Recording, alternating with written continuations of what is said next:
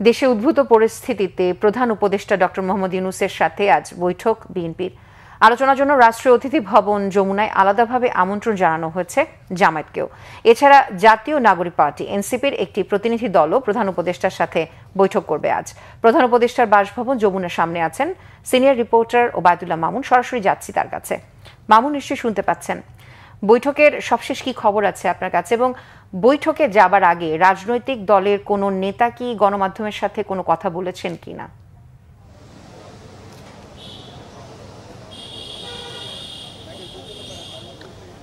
ত্রিনা, আপনাকে বলে রাখি যেটি হচ্ছে দেশের চলমান যে রাজনৈতিক পরিস্থিতি রয়েছে, সেই চলমান রাজনৈতিক পরিস্থিতি নিয়ে কিন্তু আজকে সন্ধ্যা 7:30 অর্থাৎ কিছুক্ষণের মধ্যেই কিন্তু প্রধান উপদেষ্টা ডক্টর মোহাম্মদ ইউনূসের যে বাসভবন যমুনা রয়েছে, সেই যমুনার ভেতরে কিন্তু 7:30 থেকে বিরোধী বাংলাদেশ জাতীয়তাবাদী দল বিএনপির 4 সদস্য একটি প্রতিনিধি দলের সাথে প্রথম বৈঠকটি হবে এবং ইতিমধ্যে কিন্তু তারা যমুনার ভেতরে প্রবেশ করেছেন। সেই প্রতিনিধি দলের মধ্যে ডক্টর খন্দকার মোশাররফ হোসেন বিএনপির স্থায়ী কমিটির সদস্য এবং ডক্টর সালেউদ্দিন আহমেদ, ডক্টর আব্দুল মঈন খান এবং আমির খসরু মাহমুদ চৌধুরী, এই 4 সদস্যের একটি দল কিন্তু ইতিমধ্যে প্রধান উপদেষ্টার যে বাসভবন যমুনা সেখানে প্রবেশ করেছেন এবং সেখানে কিন্তু প্রথম দফায় তাদের সাথে আলোচনা হবে।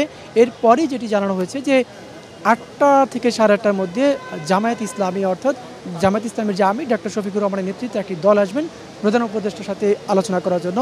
তারপরেই কিন্তু রাত 8:30টার দিকে এনসিপি অর্থাৎ নাহিদুল ইসলামের নেতৃত্বে কিন্তু এনসিপির একটি দল আজকে রাতেই 8:30টায় প্রধান উপদেষ্টা ডক্টর মোহাম্মদ ইউনূসের সাথে বৈঠক করবেন এবং এই তিনটি বাংলাদেশের প্রধান 3টি রাজনৈতিক দল তাদের সাথে কিন্তু আজকে এই ডক্টর মোহাম্মদ ইউনূস আলোচনা করবেন। দেশের রাজনৈতিক যে পরিস্থিতি রয়েছে এবং বিভিন্ন বিষয় নিয়ে যে উৎকণ্ঠা রয়েছে সেই সামগ্রিক বিষয়গুলো নিয়ে কিন্তু আজকে এই প্রধান যে 3 রাজনৈতিক দল তাদের সঙ্গে পর্যায়ক্রমে আলোচনা করবেন।